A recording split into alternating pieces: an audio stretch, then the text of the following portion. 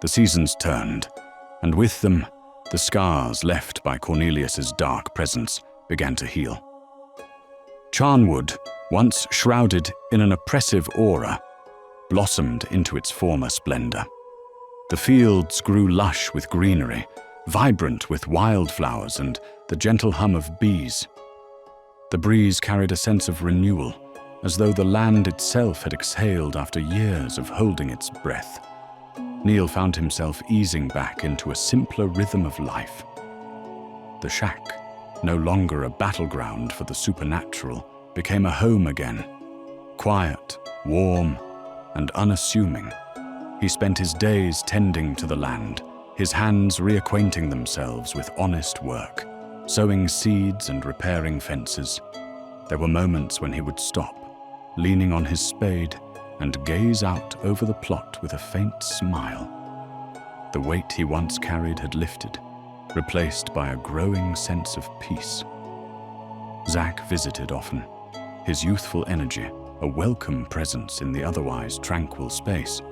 He'd arrive with stories to tell, his laughter filling the shack as he sat at the old table with Neil. Occasionally, he'd bring along his guitar or experiment with music on the very keyboards that had once resonated with ethereal light, though the notes he played now were nothing but joy and ease. Zack always made sure to keep in touch with Jake and Ed, and the two old friends would occasionally join him on trips to visit Neil. Jake, ever the scholar, enjoyed the reprieve from dark forces. He would sit by the fire in the evenings, sharing passages from his grimoire or theories of the supernatural.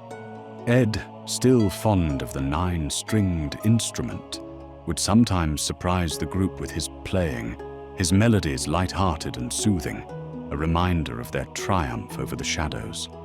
Together, they reminisced about the events that had bound them as brothers, laughing at old Ken's grumbles and toasts that had so often punctuated their nights. And Ken, the gruff gatekeeper of Charnwood, remained as much a fixture of the land as the oaks themselves. His small cottage, a place of refuge for those who sought a hearty meal or a stiff drink. Despite his grumblings about aches and draughts, Ken could often be seen wandering castle fields, lending a hand here and there, his sharp eye always on the horizon. It was said that the land seemed to breathe easier, knowing Ken was watching over it.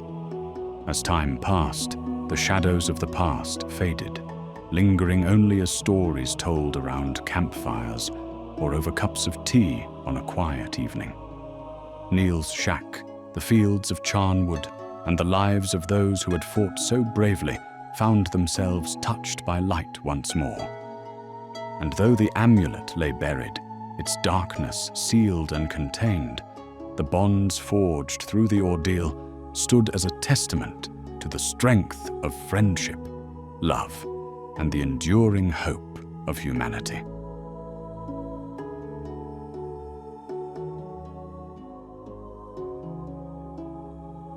"375 years had passed since the events that scarred Charnwood. Though its fields gave no hint of the darkness that once plagued the land, the past was buried, lost to time and fading memory, leaving no trace for those who now walked its soil. The shack, rebuilt and weathered by years of simple use, stood quietly at the edge of the plot, an unassuming sentinel watching over the bountiful greenery.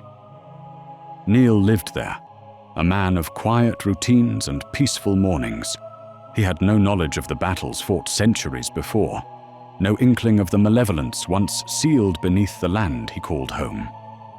For Neil, Charnwood was simply a haven, its beauty undisturbed, its wildlife abundant. Every day began the same, with Neil stepping onto the wooden steps of his shack, coffee steaming in his hands.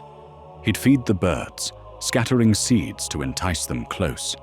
They came in droves, an avian community that had grown fond of his gentle presence. There were sleek blue tits and chirpy dunnets, the skittering long-tailed tits that never seemed to sit still, and his favorite, a rotund wood pigeon he affectionately called Chicken. Chicken, always the first to arrive, lumbered about in his charming way, pecking at the ground with determined grace. But none were as close to Neil as his tame robin. Bold and fearless, the little bird would land directly on his hand, its tiny claws barely pressing into his skin as it fed. Neil often whispered to it, commenting on its bravery, chuckling at the way it seemed to tilt its head as though it understood him. They shared a bond that brought Neil comfort, its familiarity, a small, grounding joy. On this morning, Neil sat as usual, the plot serene in the golden light of dawn. His bird companions fluttered around him, each taking its turn at food he made them, their movements swift and lively. The robin appeared, as it always did, landing delicately on Neil's outstretched fingers. He smiled, waiting for the familiar pecking sensation as the bird began to feed. But today, it didn't. The robin tilted its head, its dark eyes locking onto Neil's with an intensity he hadn't seen before. For a moment, he thought it was simply curious.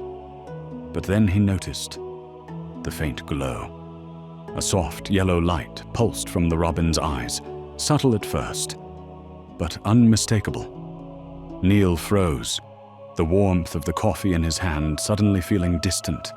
The robin's gaze held him, piercing and unrelenting, as though it saw something within him. Unease began to creep through him, and as Neil shifted his eyes, he noticed something else. Around him, the other birds had stopped their fluttering. The blue tits perched motionless on the branches. The long-tailed tits had stilled their endless hopping.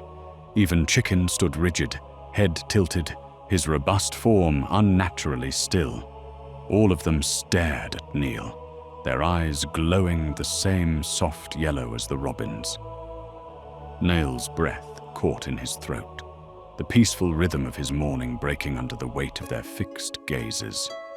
He opened his mouth to speak, to shoo them or call out, but his voice faltered.